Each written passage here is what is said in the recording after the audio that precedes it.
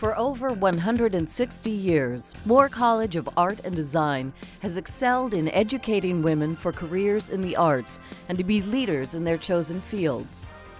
This past year, the Moore community was pleased to welcome a new president, Cecilia Fitzgibbon. What I've learned as I've gone and introduced myself to people, spent some time talking with them, trying to get to know the institution, is that we do a very good job of honoring our history at the same time that we embrace our future. Throughout its history, the college has partnered with local businesses to provide workplace experiences for students. If we're inspiring careers, part of what we need to do is make sure that the students understand what working in the world is like. 100% of more students have an internship. It gives them an opportunity to understand what their world is going to be like as entrepreneurs, as small business owners, as people who are working in the broad sector of the creative economies. In addition to internships, Moore adopts innovative models of teaching and uses technology to prepare students for their careers. Moore embraces the future, and one of the ways that we do that is through our recent iPad initiative, where we give students another tool in the technology and train them to use that tool just as they would the pencil as a way of articulating their artistic intent. With its outstanding location on the Parkway in Philadelphia, Moore also encourages students to participate in cultural and community opportunities. We push out from the institution, the boundaries out from the institution. And we do that because we are just as much interested in being a cultural citizen as we are doing the work that we do here in educating our students. The Visionary Woman Awards, now in its 10th year, offers a unique opportunity for students to learn about leadership. The Visionary Woman Awards give students an opportunity to have direct access to women who are known to be trailblazers and role models in their fields. This is very, very important for young women to see what success looks like. Each year, students also benefit from the 4-year Visionary Woman Awards scholarships.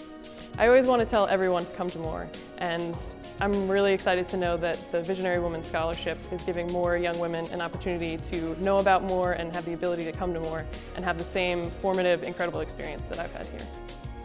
The 2012 Visionary Woman Award recipients are Ellen Lupton, graphic designer and educator, curator and author, and nationally acclaimed interior designer Victoria Hagan. For the past 20 years, Victoria's stunning interior spaces have been praised for seamlessly blending traditional design with contemporary elements. Victoria grew up enthralled by the changing colors and textures of the woods near her childhood home in Pocantico Hills, New York. Being the eldest of 4 girls, we did a lot of playing in the woods as kids, and it was magical. The forest seemed very different in the fall as it did to the spring, and I think nature is very unexpected, but there's a wonderful order about it. And I was always fascinated by the scale of the trees and just, the smaller details down by the river. My mother was a fashion illustrator before she got married. And growing up, I think just to keep us busy, she would hand us all drawing pads, and she had this wonderful book of fashion illustrations. And she would always say, "Which one is your favorite?" And we would copy them. After 2 years studying liberal arts at Washington College, Victoria transferred to Parsons School of Design, where she now serves on the Board of Governors. For me, the lights went on when I transferred to Parsons, and being in an art environment and creative environment was so important to who I am and what I do. Victoria's talent was noticed by Simone Feldman, an interior designer in New York City, who hired the college student as an apprentice and later invited her to join her firm as a partner.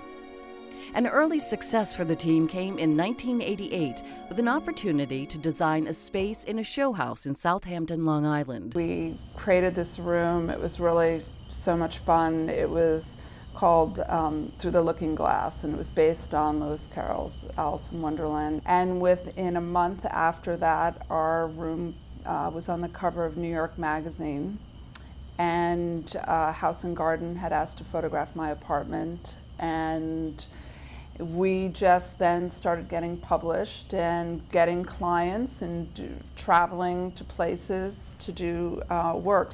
Simone gave me the confidence to really do what I do. That is a great gift. Simone Feldman passed away a short time after she and Victoria formed a partnership. We had just moved into this wonderful new office, and it was very sudden, and it was very difficult. I kept it going, growing. One project led to another, and I say today that, you know, the best business model is having happy clients. By 1995, Victoria's company had taken off, enthralling clients and critics alike. I think I've always been struck by great design, timeless design, and it's not necessarily because of the furniture, it's about the space. It's about the light. The homes designed by Victoria Hagan present a serene, unified sensibility, yet the simplicity and clean lines belie the hard work, planning, and perseverance Victoria brings to every project. I think I learned from my father, who is a corporate litigator. He's very rational, very methodical, very calm.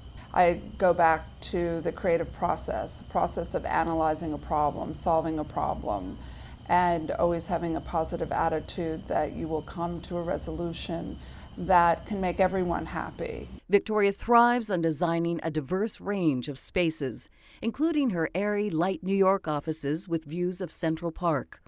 There are many, many talented people who are involved in my projects.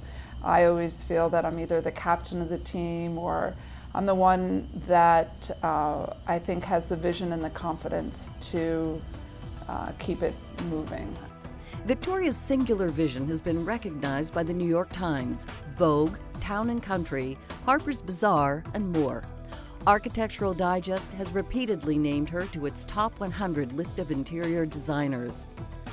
Victoria also collaborated with her sister Marianne Hagan, who wrote the recent book Interior Portraits, which vividly portrays Victoria's integration of architecture and interior design. She has also expanded her business into successful furniture and textile lines.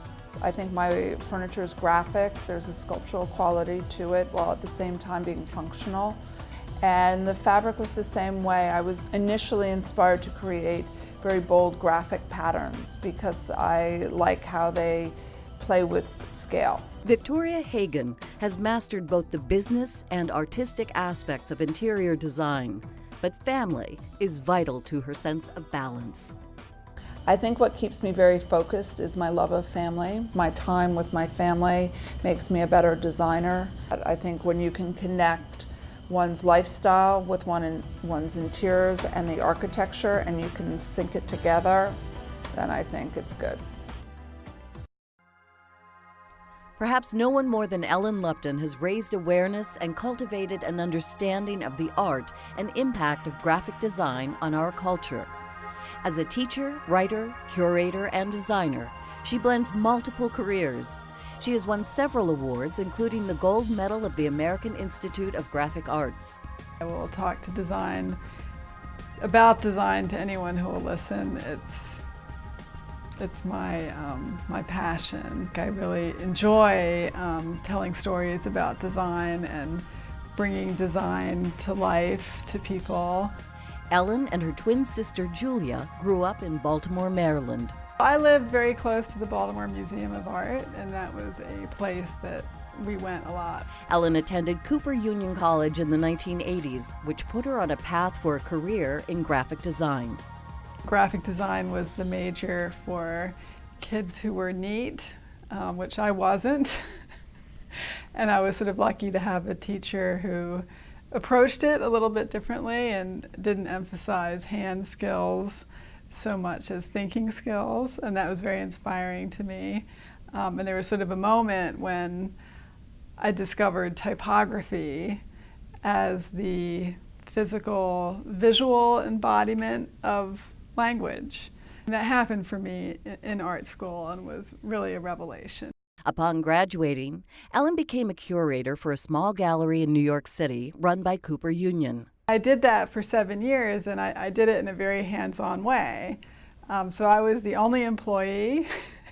I curated the shows, I hung the shows, I cut the labels, I created all the books and publications by doing my own typesetting and pasting it all up and sending it to a printer. And so from that very moment, the idea of hands-on, do-it-yourself activity merged with the intellectual side of being a curator. Ellen worked with her partner and husband, J. Abbott Miller, in their design studio, Design Writing Research Lab.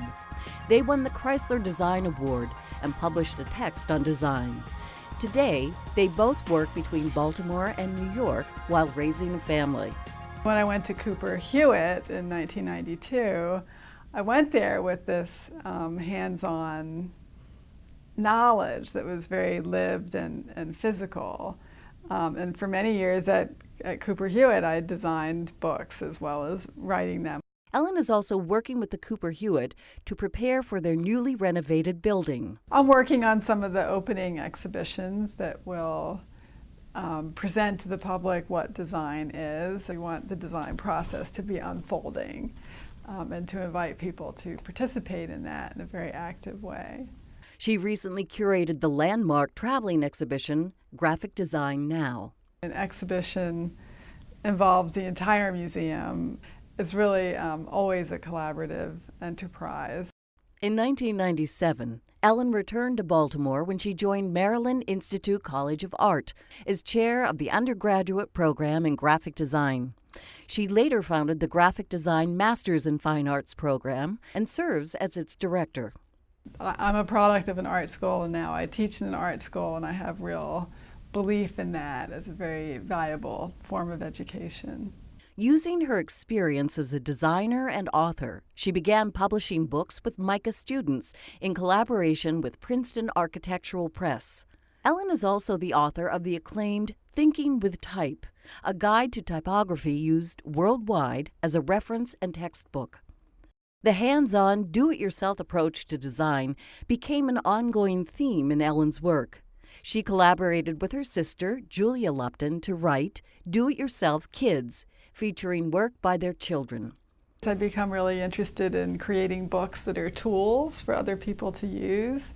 I'm more interested in kind of opening up the discourse of design and sharing information with designers and non-designers about what it is we do and kind of how to do it yourself. With Ellen Lupton's leadership role in both academia and the museum world, she continues to uplift the art of graphic design. Both Victoria Hagan and Ellen Lupton are passionate about their craft and continue to inspire others in the worlds of interior and graphic design. They offer this advice to students setting out on their careers in the arts. I'm very lucky. I love what I do, and I think for students, something that I think can never be underestimated is that to really hold your dream tight. It doesn't sometimes see that it's all going to work out, but I think if you really just feel very passionately about what you're looking for in your career, in your art, it will happen. I really believe in the hands-on, do it, figure it out, find out how things are made. That skill that you get in an art school is invaluable and will take you far if you have the energy to ride the wave.